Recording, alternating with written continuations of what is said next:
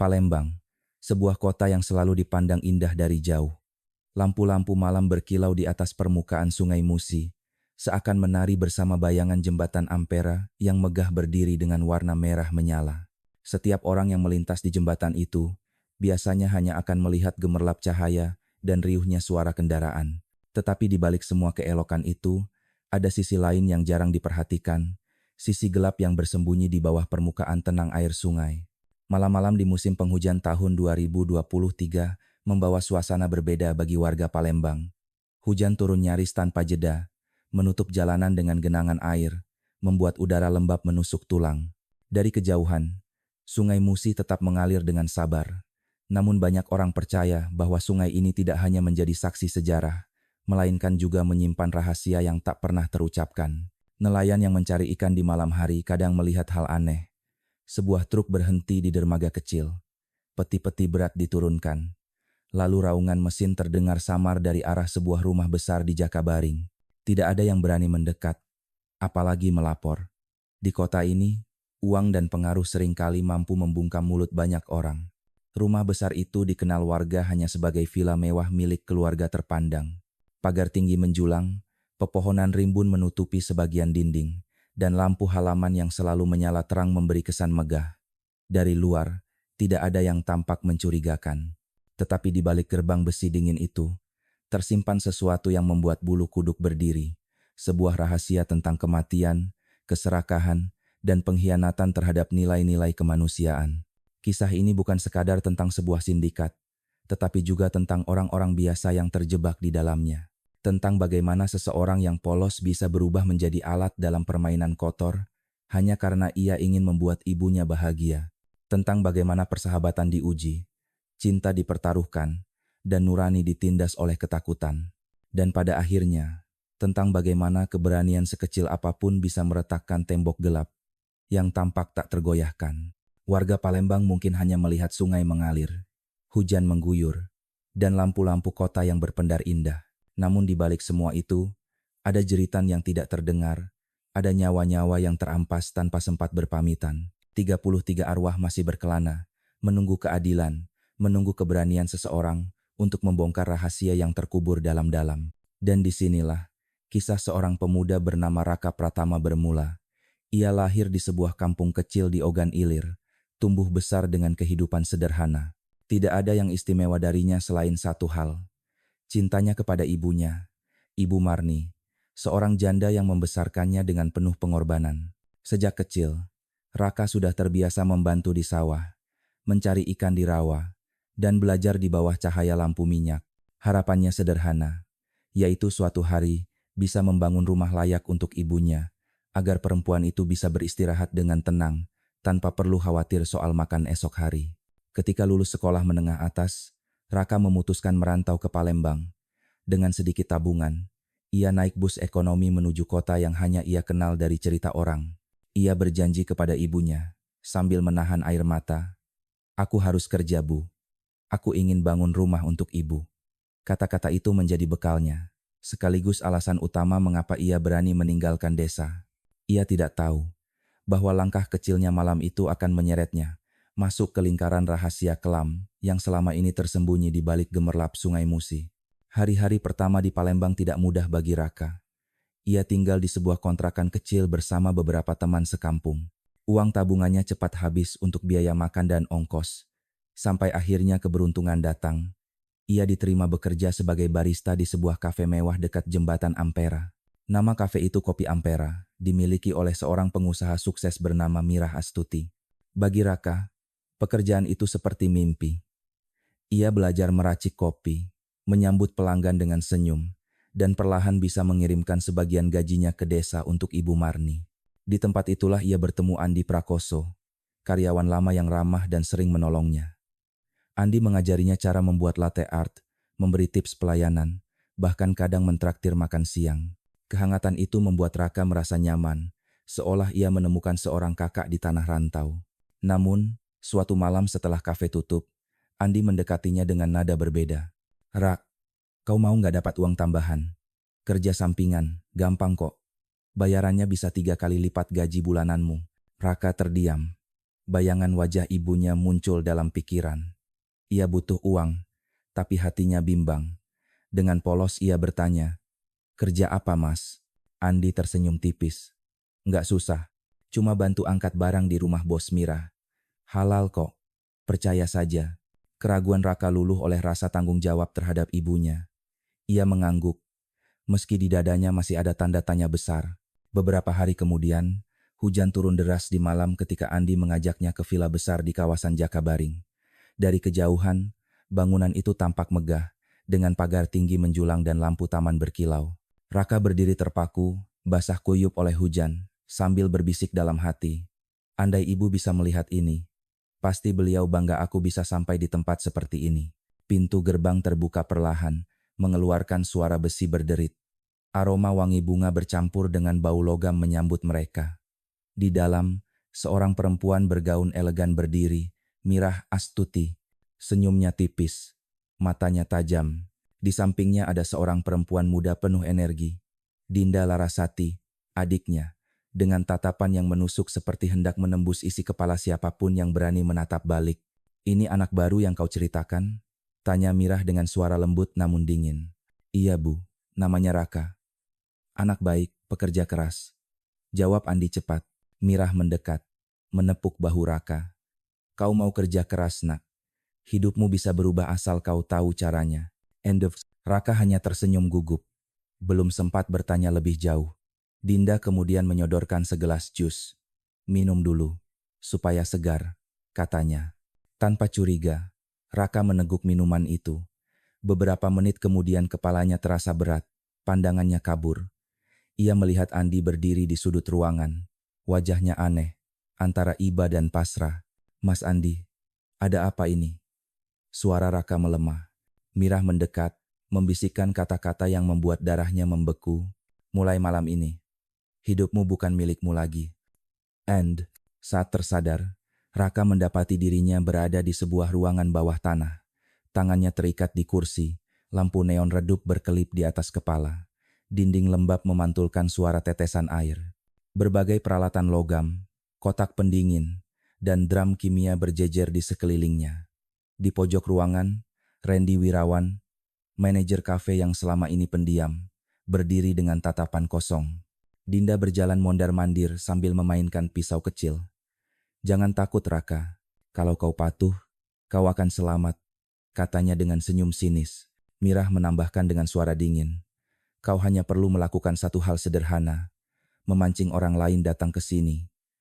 Selebihnya biar kami yang urus." Raka terperanjat, tubuhnya gemetar. "Kenapa? Apa maksud kalian?" Mirah menatapnya lama, lalu berkata datar, "Dunia ini keras, Nak. Orang kuat mengambil apa yang mereka mau. Kami butuh wajah polos sepertimu untuk menarik mangsa." "Enderta." Raka menoleh ke arah Andi, berharap penjelasan. Tetapi Andi hanya menunduk, tak berani bicara. Sementara Randy mendekat, berbisik dengan nada rendah, "Ikuti saja. Kalau melawan, keluargamu di desa yang akan jadi korban." Saat itu jantung Raka berdetak kencang, kepalanya berputar. Semua mimpi untuk membahagiakan ibunya, semua harapan yang ia bawa dari desa, terasa runtuh. Malam itu, di bawah hujan deras yang mengguyur Palembang, seorang pemuda desa resmi kehilangan kebebasannya.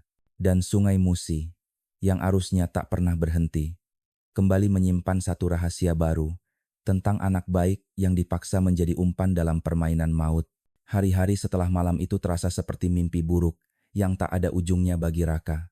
Ia masih bekerja di kafe kopi Ampera pada siang hari, menyajikan kopi dengan senyum kaku, tetapi malam-malamnya dipenuhi bayangan ruang bawah tanah di Villa Jakabaring. Bau kimia, suara tetesan air, dan tatapan dingin Mirah Astuti selalu menghantui pikirannya. Tidak butuh waktu lama sampai perintah pertama datang. Suatu malam, Mirah menyodorkan sebuah ponsel kepada Raka. Di layar, sudah tertera nama seorang gadis, Putri Rahma, karyawan baru di kafe. Raka mengenalnya. Gadis itu ceria, penuh semangat, sering bercanda di dapur tentang mimpinya membuka usaha kecil untuk membantu keluarganya. Mirah menatap Raka tajam. "Kau telepon dia sekarang. Katakan ada pekerjaan tambahan, bayaran besar. Bujuk dia datang ke villa malam ini." Raka tercekat, tubuhnya gemetar. "Bu, Saya. Sebelum ia sempat menolak, Dinda mengayunkan pisau kecil di tangannya, matanya berkilat. Jangan coba-coba melawan. Ingat ibumu di Ogan Ilir. Andi Prakoso berdiri di sudut ruangan. Wajahnya muram, seakan ingin berbicara tetapi terbelenggu ketakutan. Randy hanya menatap kosong, seolah ia sudah terlalu terbiasa dengan semua ini. Dengan tangan gemetar, Raka menekan tombol panggil. Suara riang Putri terdengar di seberang, memanggil namanya dengan gembira. Hampir saja air mata Raka jatuh. Ia ingin berteriak memperingatkan, ingin memohon agar Putri jangan datang. Tetapi tatapan dingin Dinda menusuknya, membuat kata-katanya tercekat. Put, ada kerjaan tambahan. Bayarannya lumayan besar. Kalau kau mau, datanglah ke Villa Bos malam ini, ucap Raka dengan suara lirih. Wah, serius Rak? Pas banget, aku butuh uang buat bayar kos. Aku berangkat sekarang, jawab Putri tanpa curiga. Ponsel terlepas dari tangan Raka. Nafasnya berat, dadanya sesak. Ia tahu baru saja menyerahkan seorang gadis tak berdosa ke mulut serigala. Tak lama kemudian, bel gerbang villa berbunyi. Dari celah jendela sempit ruang bawah tanah, Raka melihat sosok Putri melangkah masuk dengan payung di tangan. Wajahnya masih berseri-seri seakan dunia ini penuh harapan. Mirah menyambutnya di ruang tamu dengan keramahan palsu, menuangkan minuman, berbicara lembut. Dinda cepat-cepat mengunci pintu, lalu menodongkan pisau. Apa-apaan ini? Jerit Putri panik. Tenang saja, bisik Mirah dengan tatapan beku. Sebentar lagi semua akan berakhir. Raka, yang hanya bisa mengintip dari balik pintu besi, menjerit. Jangan, tolong, jangan lakukan. Tetapi suaranya tenggelam oleh gemuruh hujan di luar. Beberapa menit kemudian, pintu ruang bawah tanah ditutup rapat. Suara langkah-langkah, teriakan Putri, lalu raungan mesin yang menyerupai binatang buas, menggema samar. Bau aneh menyusup ke ruangan tempat Raka duduk, membuatnya mual. Ia menutup telinga, tetapi jeritan itu tetap menembus, menusuk langsung ke dalam kepalanya. Ketika pintu terbuka kembali, Mirah dan Dinda masuk dengan sarung tangan berlumur noda samar. Randy mendorong sebuah kotak pendingin besar, hawa kimia menyengat keluar. Dinda menepuk bahu Raka sambil terkekeh. Bagus Rak, berkat kau. Malam ini kita dapat hasil besar. Mirah membisikkan ancaman di telinganya. Kalau kau berani mengkhianati kami, ibumu akan bernasib sama. Air mata jatuh deras di wajah Raka. Meski ia tidak menyentuh apapun malam itu, ia merasa tangannya sendiri sudah berlumuran darah. Putri Rahma, gadis ceria yang bermimpi sederhana, kini hilang selamanya. Dan Raka menjadi bagian dari tragedi itu.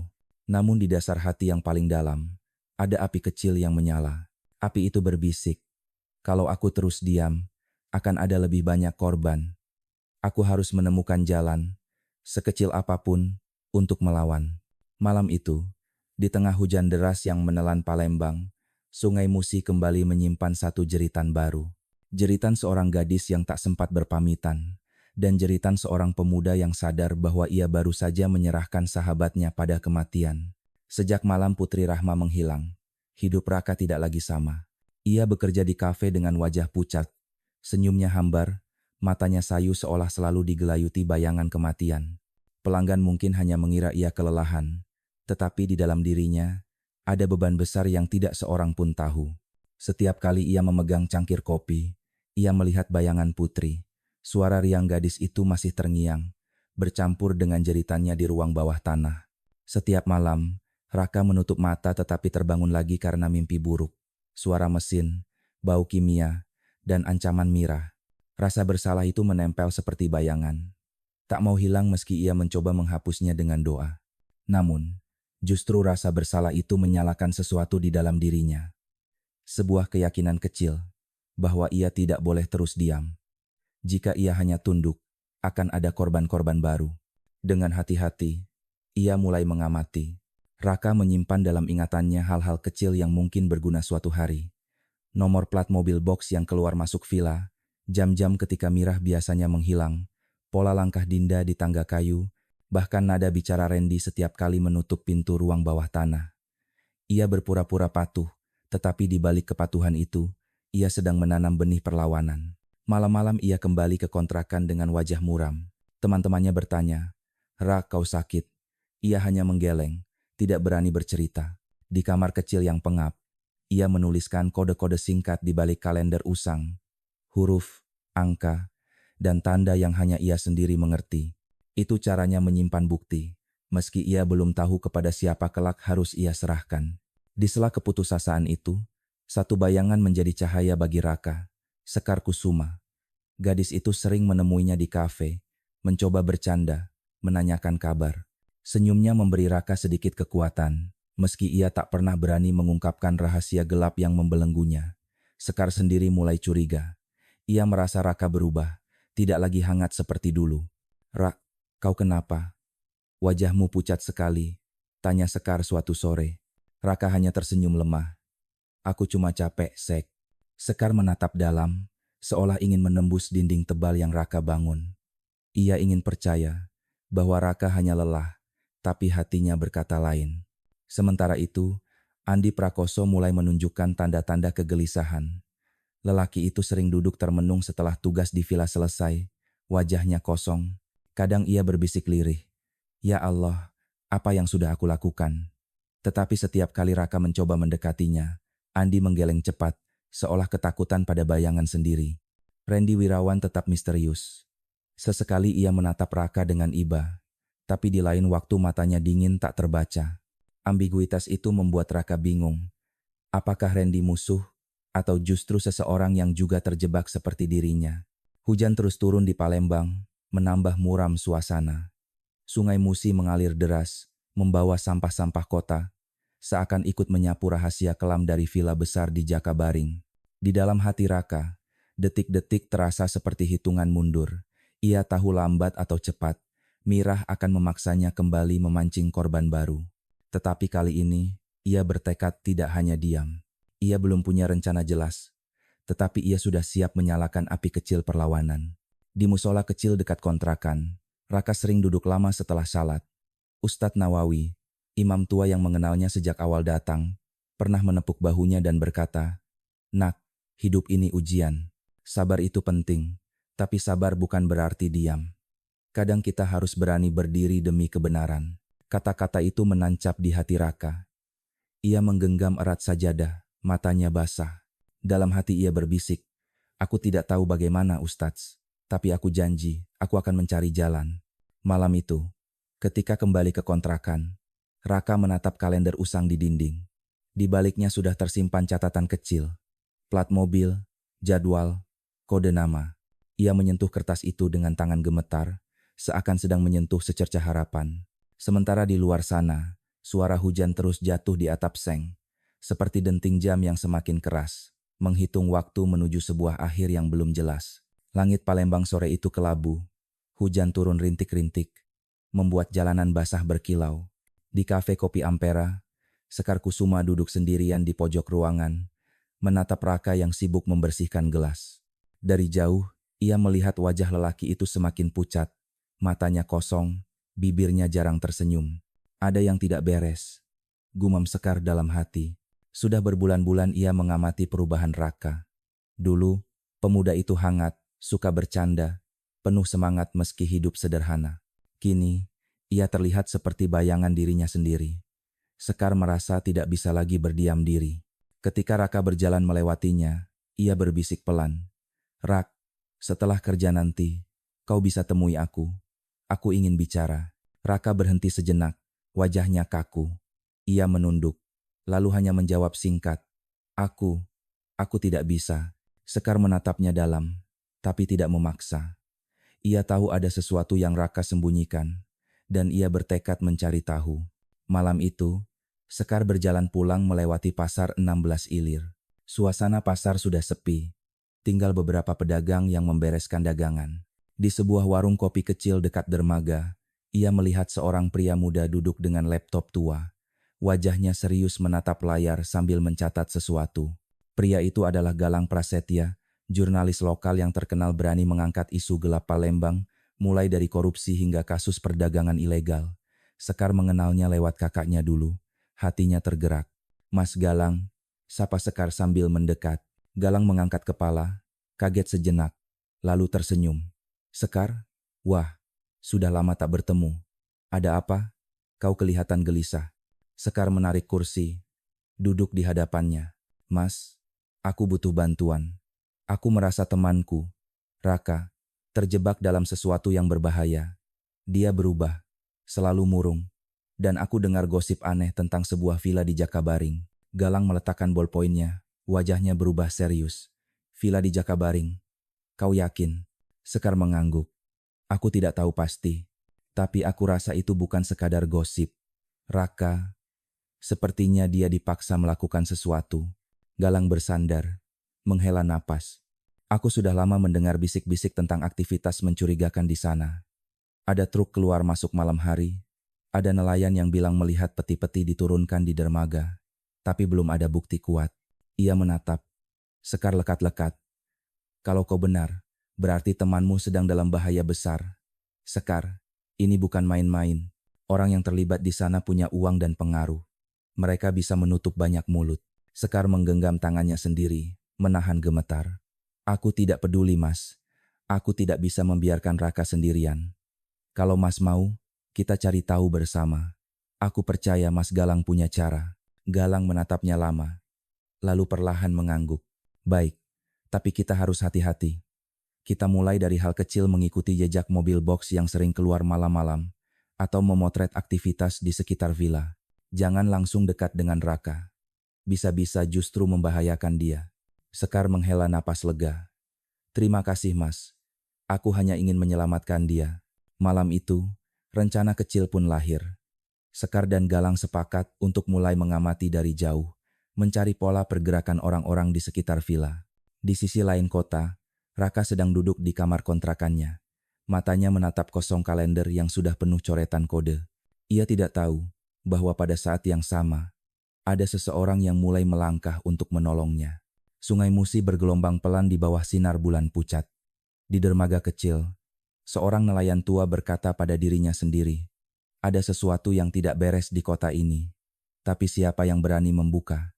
Malam Palembang terasa semakin berat. Namun di tengah kegelapan itu, sebuah cahaya kecil mulai menyala, cahaya dari keberanian Sekar dan Galang, yang pelan-pelan akan membuka jalan menuju kebenaran. Hujan deras mengguyur Palembang malam itu. Jalanan licin, lampu jalan memantulkan cahaya kegenangan air. Di dalam villa Jakabaring, Mira Astuti duduk di kursi besar ruang tengah. Wajahnya tegang. Dinda berdiri di sampingnya, memainkan pisau lipat sambil tersenyum tipis. Raka, suara Mira terdengar dingin. Malam ini giliranmu lagi. Ada target baru. Raka menunduk, tangan gemetar. Siapa, Bu? Mira menyodorkan foto seorang mahasiswa kedokteran bernama Hendra Wicaksono. Anak ini pintar, punya akses ke dunia medis. Organ miliknya bernilai tinggi. Kau yang paling dekat dengannya. Ajak dia datang ke sini. Jantung Raka berdegup kencang. Ia mengenal Hendra. Pemuda itu pernah menolongnya ketika ia sakit perut mendadak di kafe. Orang baik, penuh semangat belajar. Bercita-cita jadi dokter untuk membantu orang miskin. Bu, jangan dia. Dia orang baik. Belum sempat ia melanjutkan, Dinda menekan ujung pisau ke meja. Suara dentumannya membuat Raka terdiam. Jangan coba-coba membantah. Kau tahu taruhannya ibumu. Andi Prakoso yang duduk di pojok hanya bisa menunduk. Wajahnya muram. Randy Wirawan menatap Raka sebentar, lalu mengalihkan pandangan seakan tak ingin terlibat. Dengan tangan dingin, Raka menerima ponsel. Ia menekan nomor Hendra. Suara serak keluar dari mulutnya. Hen, ada kerjaan sambilan. Bayarannya lumayan. Bisa bantu biaya kos. Kalau mau, malam ini di Villa Bos. Di seberang, Hendra terdiam sejenak. Kerjaan apa, Ra? Raka menelan ludah. Lalu dengan cepat berkata, kalau kau nggak srek, jangan datang. Kalimat samar itu keluar seperti bisikan putus asa. Mirah dan Dinda tidak menyadari, tapi Raka berharap Hendra cukup peka untuk menangkap sinyal aneh itu. Hendra hanya menjawab singkat, aku pikirkan dulu, Rak. Panggilan berakhir. Raka menunduk, napasnya berat. Ia tahu itu tindakan kecil, tapi hanya itu yang bisa ia lakukan. Malam yang sama, di luar pagar tinggi Villa Jakabaring, Sekar Kusuma dan Galang Prasetya bersembunyi di balik semak. Mereka sudah beberapa malam mengintai, dan kali ini hujan deras memberi mereka perlindungan tambahan. Lihat itu, bisik Galang, menunjuk ke arah gerbang. Sebuah mobil box putih berhenti sebentar, lalu masuk.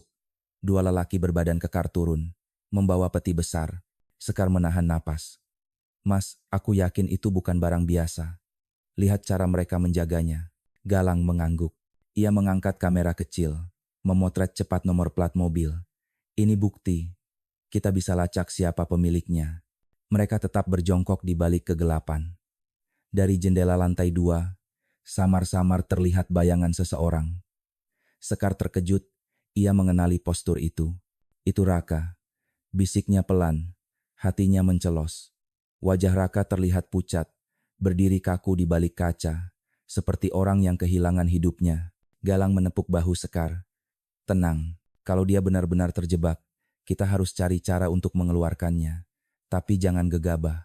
Sekar mengangguk. Meski matanya berkaca-kaca, ia merasa semakin yakin bahwa dugaan selama ini benar. Raka bukan hanya menyembunyikan sesuatu, ia sedang berada dalam lingkaran bahaya. Di dalam villa, setelah panggilan berakhir, Mirah menatap Raka tajam. Pastikan dia datang. Kalau gagal, ibumu taruhannya. Raka mengangguk pelan. Meski di dalam hatinya ia hanya berdoa Hendra tidak muncul. Malam kian larut. Suara hujan deras menutupi segala bisik-bisik. Tapi di balik derasnya arus Musi, ada dua arus yang saling berlawanan. Arus ketakutan yang menjerat Raka, dan arus kecil keberanian dari Sekar dan Galang yang mulai bergerak mencari kebenaran. Sungai itu tetap mengalir, tenang di permukaan, tetapi menyimpan pusaran kuat di dalamnya persis seperti rahasia gelap yang semakin dekat ke permukaan. Hujan mereda menjelang dini hari, menyisakan jalanan Palembang yang basah berkilau. Di sebuah kamar kos sederhana dekat kampus kedokteran, Hendra Wicaksono duduk menatap layar ponselnya. Pesan singkat dari Raka masih tertera jelas. Kerjaan sambilan. Kalau nggak srek jangan datang. Ia mengulang kalimat itu berkali-kali. Hatinya gelisah. Kenapa Raka, sahabat yang ia kenal jujur dan sederhana, bisa berkata seperti itu? Seakan-akan kalimatnya menyimpan isyarat tersembunyi. Hendra menatap foto keluarganya di meja belajar ayahnya seorang pensiunan guru. Ibunya penjual sayur di pasar. Ia tahu betul beratnya hidup dengan keterbatasan. Tawaran pekerjaan sampingan seharusnya kabar baik. Tapi nada suara Raka terdengar aneh. Bergetar, seolah sedang memohon. Raka, sebenarnya apa yang kau sembunyikan? Gumamnya lirih. Sementara itu, di warung kopi tua dekat pasar 16 Ilir, Sekar Kusuma dan Galang Prasetya sedang menyusun catatan hasil pengamatan.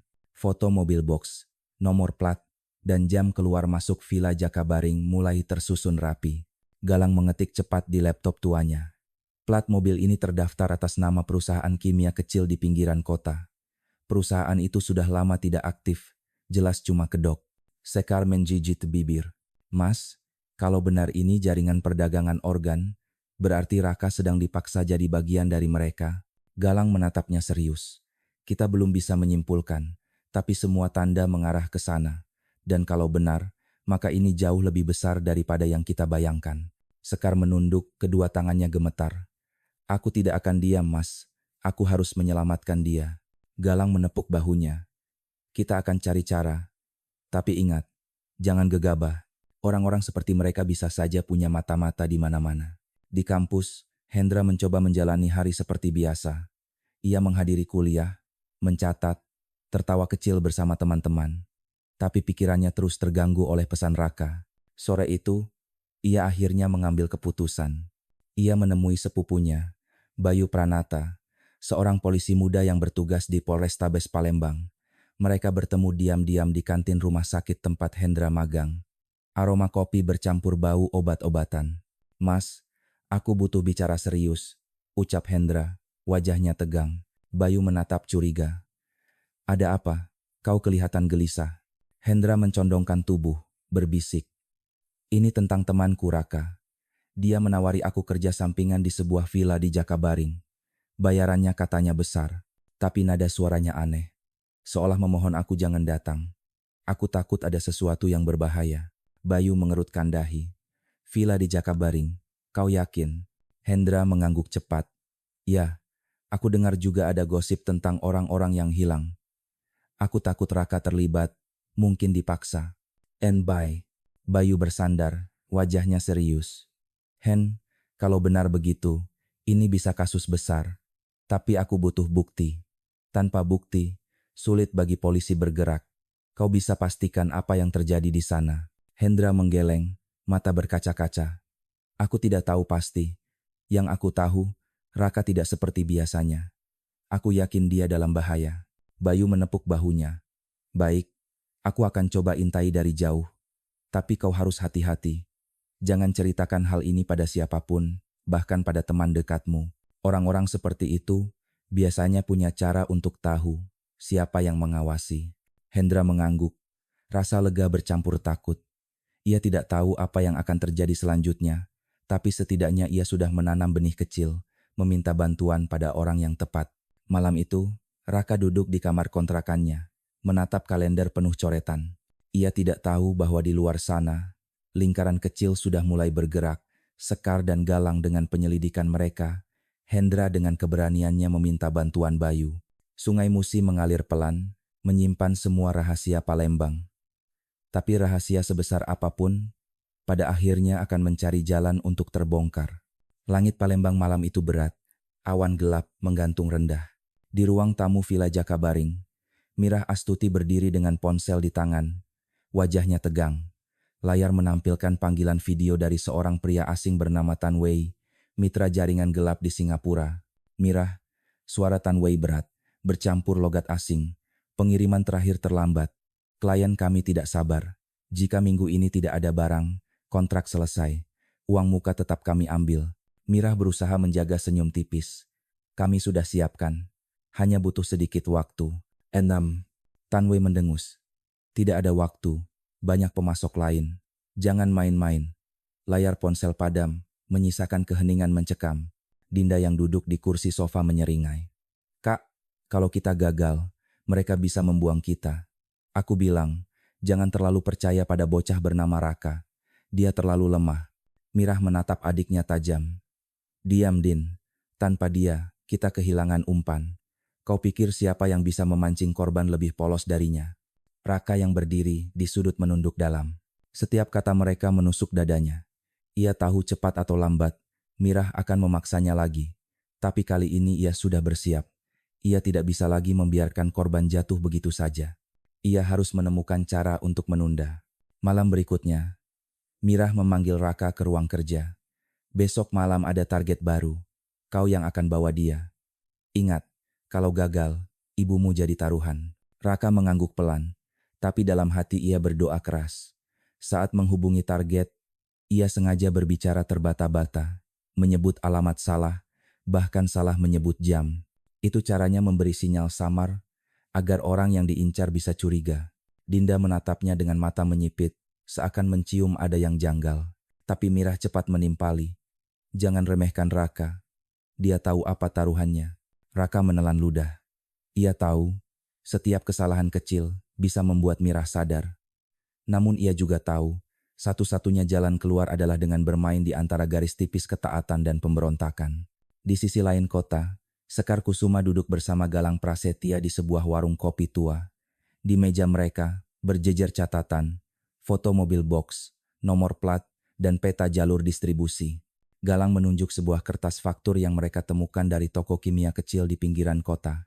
Lihat ini, nama pembeli, R. Santoso.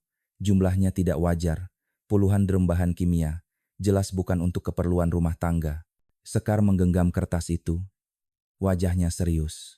R bisa jadi Ratna, atau orang yang dekat dengannya. Galang mengangguk. Dan kalau kita cocokkan dengan jadwal mobil box yang masuk ke villa, polanya sama. Ada keterkaitan. Sekar menarik napas dalam. Berarti Raka memang terjebak di tengah semua ini. Sementara itu, Hendra Wicaksono duduk bersama sepupunya, Bayu Pranata, di markas kecil Polrestabes. Bayu menempelkan foto mobil box, hasil rekaman Galang di papan tulis. Mobil ini terdaftar atas nama perusahaan kosong, fakturnya mengarah ke pembelian bahan kimia, dan gosip orang hilang di sekitar Palembang semakin sering terdengar. Bayu menatap Hendra. Hen, ini bukan lagi firasat.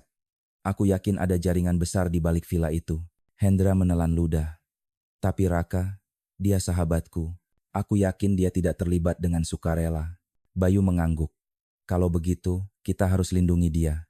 Tapi ingat, kita belum punya bukti langsung. Kita butuh waktu. Malam semakin larut. Sungai Musi berkilau diterpa cahaya bulan. Arusnya deras membawa sampah-sampah kota. Dari kejauhan, suara kapal nelayan terdengar samar. Raka duduk di kamarnya, menatap kalender yang penuh coretan. Ia menggenggam pena, menambahkan satu tanda baru. Huruf kecil di sudut kertas, hanya ia yang tahu artinya. Itu catatan tentang truk yang masuk malam tadi. Ia menutup mata, berdoa dalam hati. Ya Allah, beri aku kekuatan. Jangan biarkan aku hancur begini. Di luar sana, lingkaran kecil mulai terbentuk. Sekar dan Galang dengan penyelidikan mereka. Hendra dan Bayu dengan langkah hati-hati mereka. Semua potongan kecil itu perlahan mengarah ke satu titik Villa Jakabaring, pusat dari badai yang semakin mendekat. Hujan deras kembali mengguyur Palembang malam itu. Jalanan licin, genangan air memantulkan cahaya lampu jalan. Di dalam Villa Jakabaring, Raka duduk di sudut ruang bawah tanah dengan wajah pucat. Ia sudah terlalu lama hidup dalam bayang-bayang ancaman Mirah dan Dinda. Setiap malam terasa seperti penjara tanpa pintu keluar. Namun malam itu, seseorang mendekatinya. Randy Wirawan, manajer kafe yang selama ini selalu diam, tiba-tiba duduk di sampingnya. "Kau tidak tidur, Rak?" tanya Randy pelan. Raka menoleh ragu. "Mana bisa tidur, Mas? Setiap kali memejamkan mata, aku dengar suara mereka." Randy menunduk, tangannya meremas lutut. Suaranya lirih. "Aku tahu. Aku juga begitu." "Imo." Raka terkejut. "Maksud Mas?" Randy menarik napas panjang. "Aku juga korban, Rak. Aku dipaksa ikut sejak adikku hilang. Mereka bilang kalau aku menolak, keluargaku akan jadi sasaran. Sejak itu aku terjebak di sini, pura-pura jadi bagian dari mereka." Raka menatapnya lama. Dadanya berdegup. Ia ingin percaya, tapi takut ini hanya jebakan. Randy melanjutkan. Matanya sayu. "Kau pikir aku tega?" "Tidak. Tapi aku belajar satu hal, jangan melawan sekarang. Simpan detail, simpan bukti. Saat waktunya tiba, gunakan itu." Ucapan itu membuat Raka tercekat. Ternyata ada orang lain yang juga menanggung luka serupa.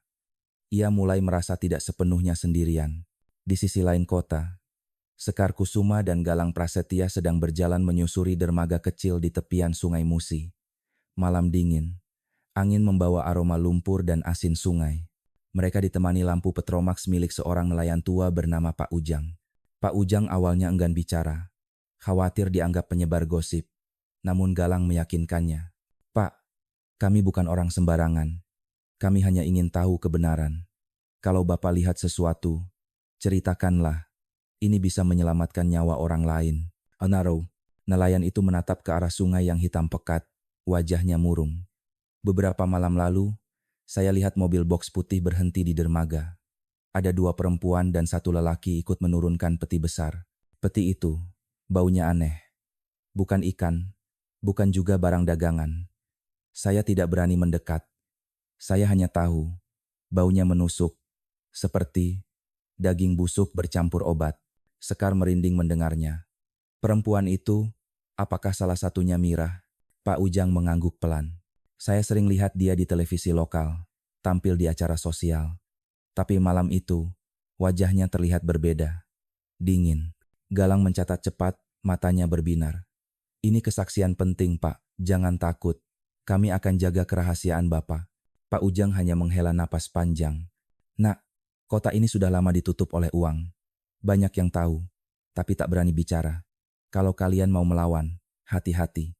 Sungai Musi sabar, tapi dia juga menyimpan banyak rahasia." Malam itu, Sekar dan Galang berjalan pulang dengan hati berdebar. Fakta yang mereka kumpulkan semakin menegaskan bahwa dugaan mereka benar. Villa Jakabaring bukan hanya rumah mewah, itu adalah pusat perdagangan gelap yang kejam. Sementara itu, di dalam villa, Raka menatap Randy dengan mata berair. "Kalau Mas benar, berarti kita harus cari jalan keluar." Randy mengangguk. Wajahnya tegas meski lelah. "Iya, Rak. Tapi jangan buru-buru. 1 langkah salah, kita habis. Kau simpan apa yang kau tahu. Aku juga menyimpan. Dan kalau ada kesempatan, kita serahkan semuanya ke orang yang bisa dipercaya." Untuk pertama kalinya sejak lama, Raka merasa ada secercah harapan. Meski kecil, meski samar, Tapi harapan itu membuatnya mampu menarik napas lebih lega. Di luar, Sungai Musi terus mengalir tenang, memantulkan cahaya bulan pucat. Namun di balik ketenangan itu, arus besar sedang bergerak, membawa rahasia yang sebentar lagi akan terkuak. Malam di Jakabaring semakin terasa berat. Hujan sudah reda, tetapi udara tetap lembab. Di dalam villa besar itu, Mira Astuti duduk di ruang kerjanya dengan wajah muram. Asap rokok tipis mengepul dari jarinya. Raka terlalu banyak salah belakangan ini, katanya dingin. Dinda Larasati yang berdiri di samping meja tertawa kecil. Nada suaranya penuh ejekan. Aku sudah bilang dari awal, Kak, bocah itu lemah. Cepat atau lambat dia akan jadi beban. Mungkin sudah saatnya kita buang dia. Mirah menatap adiknya tajam. Diam, Din. Dia masih berguna. Kau tahu klien luar negeri suka wajah polos seperti dia. Selama dia bisa memancing, kita pakai dia. Kalau sudah tak berguna, barulah kita habisi. Ucapan itu membuat bulu kuduk Raka berdiri. Ia mendengarnya dari balik pintu, jantungnya berdetak kencang. Sekuat tenaga ia menahan napas agar tidak ketahuan. Ia sadar, waktunya tidak banyak. Kalau ia terus salah langkah, nyawanya benar-benar akan tamat. Di sisi lain kota, Sekar Kusuma duduk bersama Galang Prasetya dan Bayu Pranata di sebuah rumah makan sederhana dekat seberang ulu. Di meja mereka berjejer foto hasil intai, catatan, serta peta lokasi Villa Jakabaring. Bayu menunjuk ke peta. Gerbang utama dijaga ketat. Ada kamera, ada satpam bayaran. Mustahil masuk dari depan tanpa izin. Tapi lihat ini. Ia menggeser jarinya ke arah belakang. Ada jalur kecil menuju gudang samping. Kalau kita bisa tembus lewat sana, mungkin kita bisa tahu apa yang disimpan di dalam. Galang menambahkan. Keterangan Pak Ujang tentang peti yang dibawa ke dermaga cocok dengan catatan ini. Mobil box keluar masuk hampir selalu di malam hujan. Itu pola mereka. Kita bisa manfaatkan. Sekar menggenggam tangannya sendiri, menahan gemetar. Jadi, langkah pertama kita apa, Mas? Bayu menatap keduanya serius. Kita belum bisa menyerbu. Itu bunuh diri. Yang bisa kita lakukan sekarang adalah mengumpulkan bukti visual. Foto, rekaman, apapun. Kalau cukup kuat, baru polisi bisa bergerak resmi. Sekar mengangguk, meski wajahnya pucat. Aku siap. Apapun demi Raka. Galang menatapnya dengan iba, tapi juga kagum. Keberanianmu besar sekali, Sekar. Kita akan lakukan ini bersama-sama. Kembali ke villa, Dinda semakin menunjukkan sisi kejamnya. Ia menghampiri Raka yang sedang membersihkan gelas di dapur. Dengan senyum sinis, ia menggoreskan pisau tipis ke meja kayu. Kau tahu, Rak, katanya sambil menatap lurus ke mata Raka. Satu kesalahan kecil bisa bikin ibumu jadi mayat berikutnya. Raka menggertakkan gigi, menahan amarah. Jangan bawa-bawa ibu saya. Dinda tertawa kecil, lalu menepuk pipinya dengan pisau yang dingin. Kau lucu. Kau pikir kau bisa melindungi siapapun. Kau bahkan tak bisa melindungi dirimu sendiri. Raka mengepalkan tangan, hampir saja meledak. Tapi tiba-tiba Randy masuk, pura-pura mengambil kopi, lalu menatap Raka dengan isyarat halus. Sabar. Pesan itu cukup membuat Raka menahan diri. Malam itu, setelah villa kembali sepi, Raka dan Randy duduk berdua di ruang kecil dekat gudang. Randy berbisik, aku dengar Mira.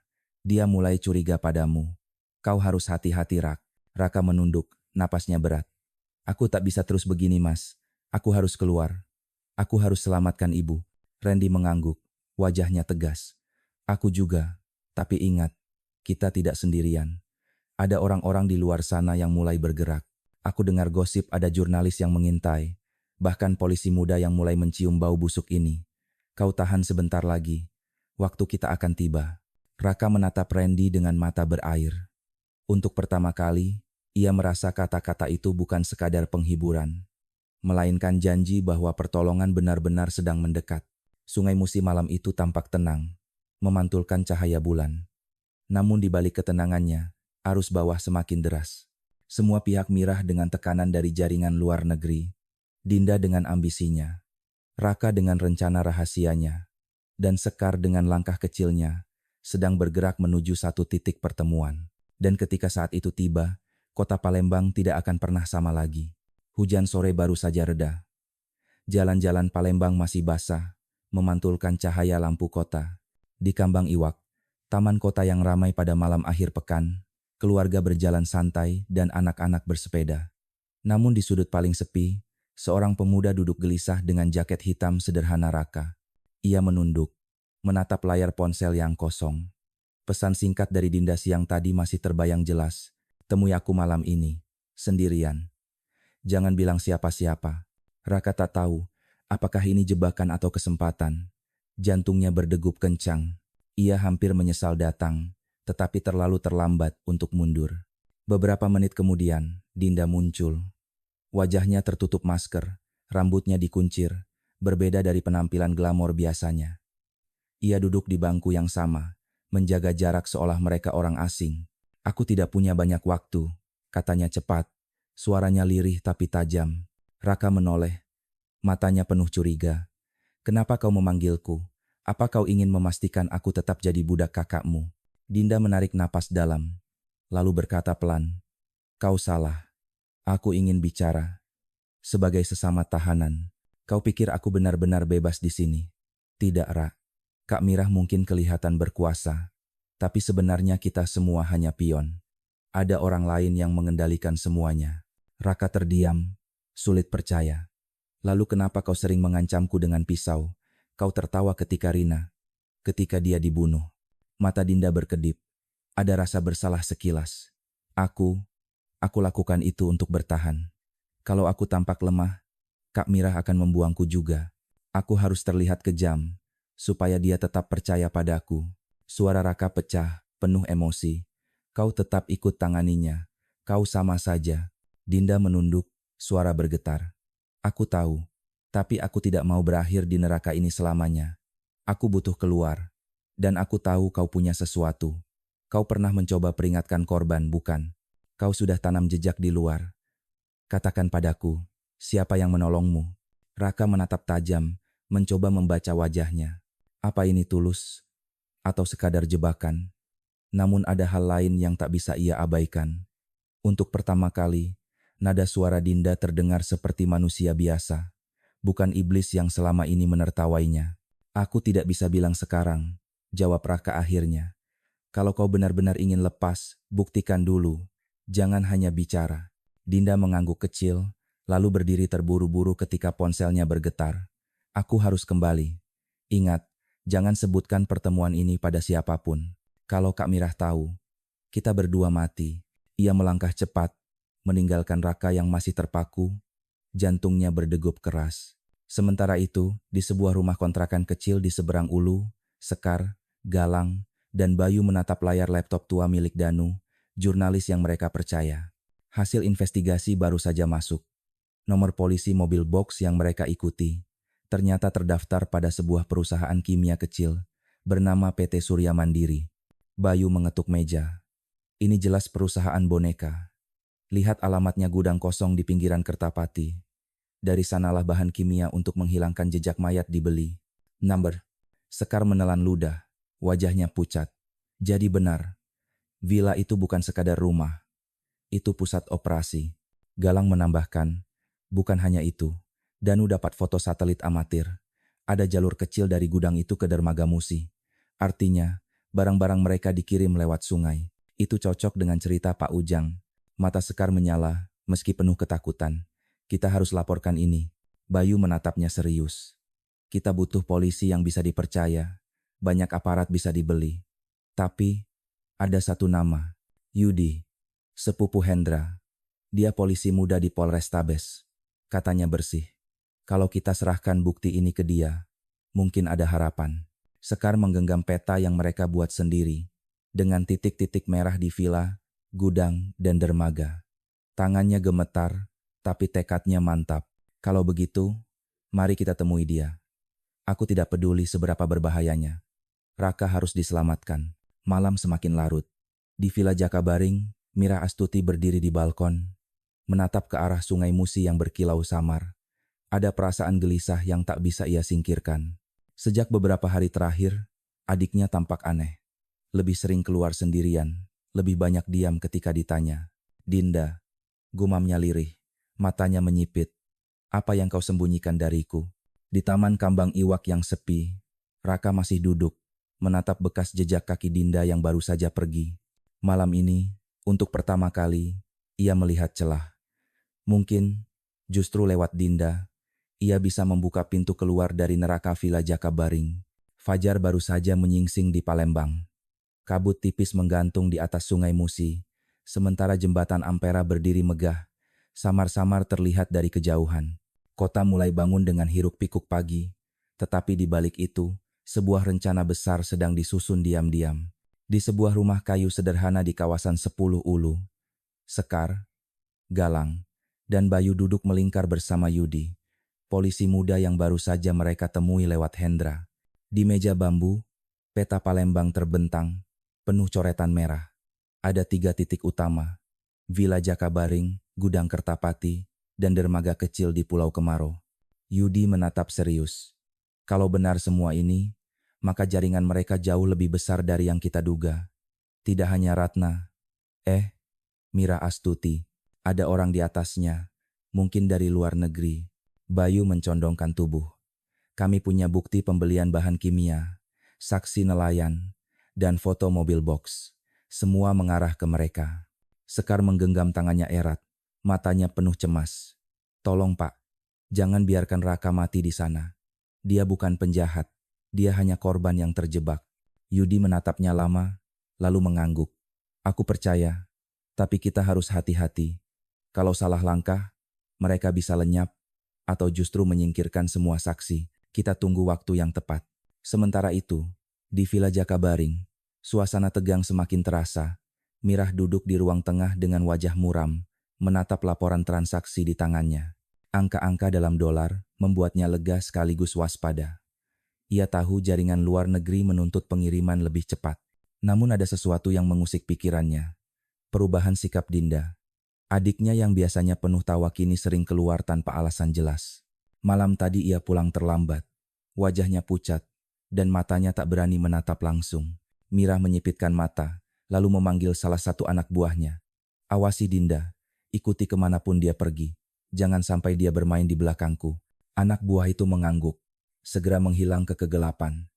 Mirah bersandar di kursi, jari-jarinya mengetuk meja pelan. Dalam hatinya, ia berbisik, kalau kau berkhianat, Din, kau bukan adikku lagi. Di ruang bawah tanah yang lembab, Raka duduk termenung. Setiap malam, rasa bersalah menghantuinya. Wajah Rina, suara tangis Ayu, dan teriakan samar para korban lain, seolah terus menghantui telinganya. Namun malam lalu berbeda. Kata-kata Dinda di kambang iwak masih terngiang. Aku ingin lepas dari kakakku. Aku butuh kau, Rak. Untuk pertama kali, Raka melihat celah. Jika Dinda benar-benar berniat keluar, mungkin mereka bisa bekerja sama. Tapi ia juga tahu, kepercayaan pada orang seperti Dinda bisa jadi pisau bermata dua. Ia menatap langit-langit lembab di atasnya, lalu berbisik lirih. Aku harus ambil risiko. Kalau tidak, aku akan mati di sini. Di sisi lain kota, Sekar, Galang, dan Bayu terus memantau gerak-gerik villa lewat jarak jauh. Mereka bahkan meminta bantuan seorang nelayan tua, Pak Ujang, yang pernah melihat mobil box berhenti di dermaga. Beberapa malam lalu aku lihat peti-peti diturunkan, kata Pak Ujang lirih, matanya penuh ketakutan. Baunya aneh, bukan ikan, bukan daging biasa. Aku tahu itu bukan barang halal. Kesaksian itu dicatat rapi oleh Danu, jurnalis sahabat Galang.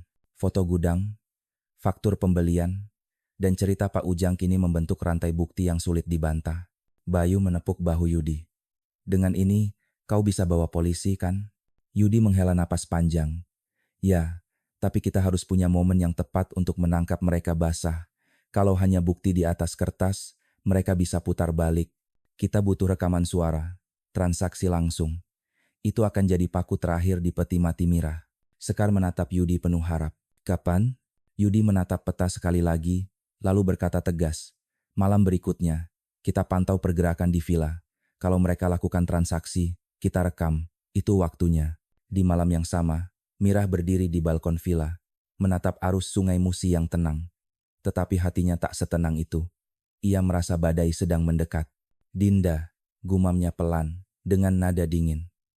Kalau kau benar-benar berkhianat, aku sendiri yang akan menghabisimu. Di kamarnya, Dinda menatap cermin dengan mata berkaca-kaca. Pilihan ada di depannya, setia pada kakaknya, atau mengikuti suara nuraninya. Ia tahu, keputusan sekecil apapun bisa menentukan hidup mati, bukan hanya untuknya, tapi juga untuk Raka, dan orang-orang tak bersalah di luar sana. Malam di Palembang itu terasa berat. Awan gelap menutup cahaya bulan, sementara Sungai Musi mengalir pelan, bagai menyimpan rahasia terakhir yang akan segera terbongkar. Villa megah di Jakabaring berdiri angkuh, temboknya yang tinggi memantulkan cahaya lampu jalan. Di dalamnya, Mira Astuti duduk bersama dua tamu asing berjas gelap. Di meja, berkas transaksi terbuka, dengan angka-angka dalam dolar yang membuat mata siapapun silau. Pengiriman harus berangkat besok malam dari Pulau Kemaro, kata salah satu pria dengan logat Melayu kasar. Kalau terlambat, kontrak putus. Mira tersenyum tipis. Tenang, barang akan siap. Raka berdiri di sudut ruangan, memegang nampan berisi gelas teh. Keringat dingin menetes dari pelipisnya. Di sakunya, sebuah ponsel baru yang diberikan Mira diam-diam sudah ia ubah pengaturannya. Malam ini, setiap kata yang diucapkan Mira terekam, terkirim ke telinga Yudi yang bersembunyi bersama timnya di luar. Dinda masuk membawa map. Tangannya gemetar, tapi ia berusaha menyembunyikannya. Tatapannya bertemu dengan Raka sekilas, hanya sesaat, namun cukup memberi sinyal. Bertahan, sedikit lagi. Di luar villa, suasana tampak biasa. Ada pedagang pempek dengan gerobak, tukang ojek mangkal di pinggir jalan, bahkan satpam komplek yang mondar-mandir. Namun itu semua hanyalah penyamaran. Yudi, Sekar, Galang, dan Bayu sudah berada di posisi masing-masing. Headset kecil menempel di telinga. Rekaman jelas. Suara Yudi terdengar pelan. Mira sudah menyebut Pulau Kemaro. Tunggu sebentar lagi. Sekar menggenggam tangan Bayu erat-erat. Ya Allah, lindungi Raka, bisiknya lirih. Di ruang tamu villa, percakapan semakin intens. Pria asing berparut mencondongkan tubuhnya. Kami dengar, ada masalah orang hilang di kota ini. Jangan sampai menarik perhatian polisi. Mirah menatap tajam. Urusan kecil, tidak ada yang bisa menyentuhku. Saat itulah, Raka pura-pura menjatuhkan sendok.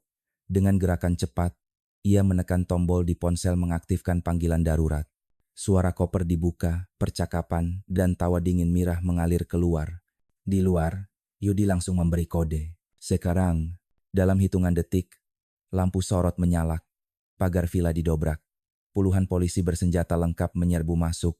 Teriakannya menggema menembus malam. Polisi, jangan bergerak. Mirah terperanjat. Wajahnya pucat, namun ia cepat bangkit.